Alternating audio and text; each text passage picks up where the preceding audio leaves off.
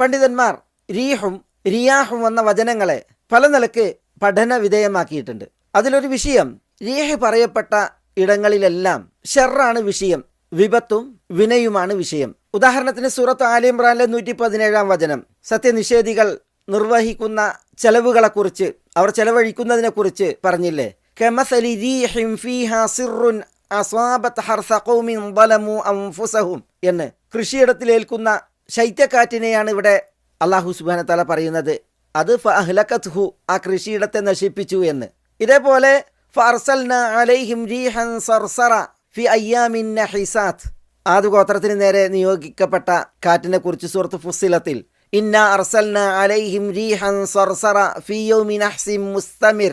ഇങ്ങനെ വിശുദ്ധ ഖുർആനിൽ റീഹ് വന്നതൊക്കെ ഷർറിനു വേണ്ടി പ്രയോഗിച്ചുകൊണ്ടാണ്.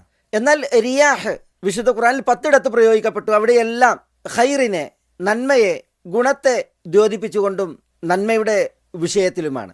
നമ്മുടെ ഈ ആയത്തിൽ വതസ്രീഫിർ റിയാഹ്, അതേപോലെ വഹുവല്ലദീ യുർസിലു റിയാഹ ബുശ്റൻ ബൈന യദൈ റഹ്മതി വഅർസൽന റിയാഹ ലവാഖിഹ്, ഇങ്ങനെയുള്ള വചനങ്ങളിലൊക്കെ ഞാനിത് പറഞ്ഞത് റീഹും റിയാഹും പ്രയോഗിച്ചതിലെ വ്യത്യാസം പണ്ഡിതന്മാർ ഉണർത്തിയത് മനസ്സിലാക്കുന്നതിന് വേണ്ടിയാണ്. അല്ലാഹു സുബ്ഹാനഹു വതആല വതസ്രീഫിർ റിയാഹ്, കാറ്റുകളെ ചലിപ്പിക്കുന്നതിലും വൈവിധ്യമാക്കുന്നതിലും ചിന്തിക്കുന്നവർക്ക് ദൃഷ്ടാന്തം എന്ന് പറയുമ്പോൾ എങ്ങനെയാണ് ആ ദൃഷ്ടാന്തങ്ങൾ, എന്തൊക്കെയാണ് ആ ദൃഷ്ടാന്തങ്ങൾ, കാറ്റിൻ്റെ പ്രത്യേകതകളും സവിശേഷതകളും എന്തെല്ലാം, ഇത് തുടങ്ങി കുറേ വിഷയങ്ങളാണ് ഈ ഭാഗം മനസ്സിലാക്കുവാൻ നമുക്ക് പഠന വിധേയമാക്കാനുള്ളത്.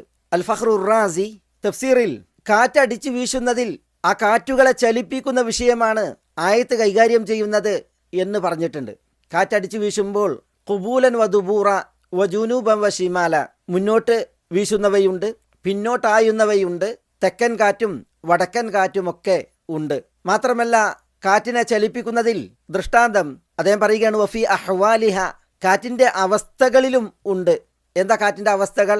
ഹാറത്തൻ വബാരിദത്തൻ വആസിഫത്തൻ വലയ്യിനത്തൻ, കാറ്റിൽ ഉഷ്ണക്കാറ്റുണ്ട്, അതേപോലെ വബാരിദത്തൻ ശൈത്യക്കാറ്റുണ്ട്, വആസിഫത്തൻ കൊടുങ്കാറ്റുണ്ട്, വലയ്യിനത്തൻ മന്ദമാരുതനും ഇളങ്കാറ്റുമുണ്ട്, വതാറത്തൻ മുബശ്ശിറത്തൻ ബൈന യദൈ സഹാബ്, കാറ്റ് ചിലപ്പോൾ കാർമുകിലുകൾക്ക് മുന്നോടിയായി സന്തോഷവാർത്ത അറിയിക്കും വിധമാണ്.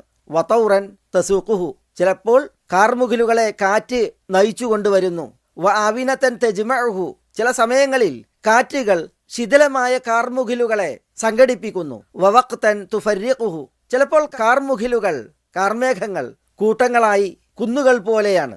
പക്ഷെ കാറ്റ് ആ കുന്നുകൂടിയ കുമിഞ്ഞ കാർമേഘങ്ങളെ വേർതിരിക്കുന്നു, ശിഥിലമാക്കുന്നു. വഹീനൻ തസ്രിഫുഹു, ചില സമയങ്ങളിൽ കാറ്റ് കാർമേഘങ്ങളെ വഴിമാറ്റുന്നു, ചലിപ്പിക്കുന്നു. വതാറത്തമ്പിർ റഹ്മ, ചിലപ്പോൾ കാറ്റ് കാരുണ്യമാണ്. വതാറത്തമ്പിൽ അദാബ്, മറ്റു ചിലപ്പോൾ കാറ്റ് ശിക്ഷയുമാണ്.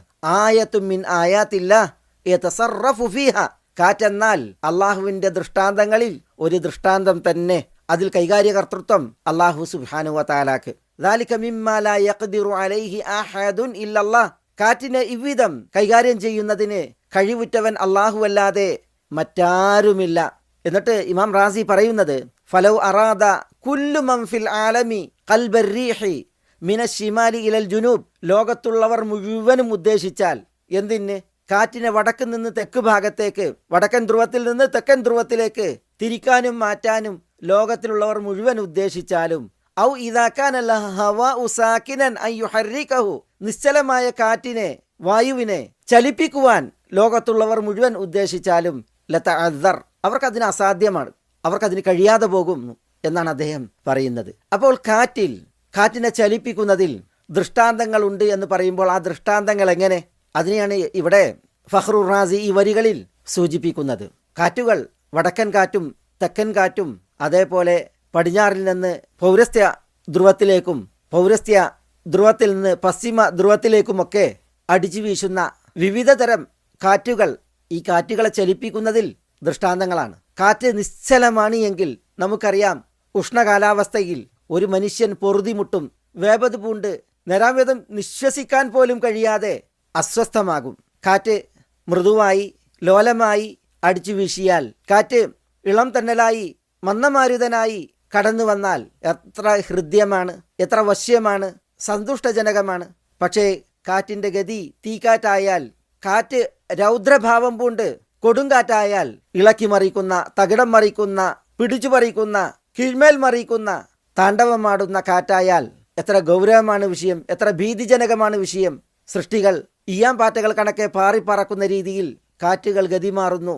ആഴിയിൽ കിടക്കുന്ന കപ്പലുകളെ, ഭാരിച്ച കപ്പലുകളെ കടലിൽ നിന്ന് അടർത്തിയെടുത്ത് കരയിലേക്ക് വലിച്ചെറിയുന്ന കാറ്റുകൾ ഈ വർത്തമാന യുഗത്തിൽ നമ്മളൊക്കെ അറിഞ്ഞതും കണ്ടതുമായ യാഥാർത്ഥ്യമാണ്. കാറ്റിനെ ചലിപ്പിക്കുന്നതിൽ മേലായവന്റെ കഴിവുകൾ നന്നേ ദൃശ്യവും ഏറെ അനുഭവവേദ്യവുമാണ് എന്നുള്ളതാണ്.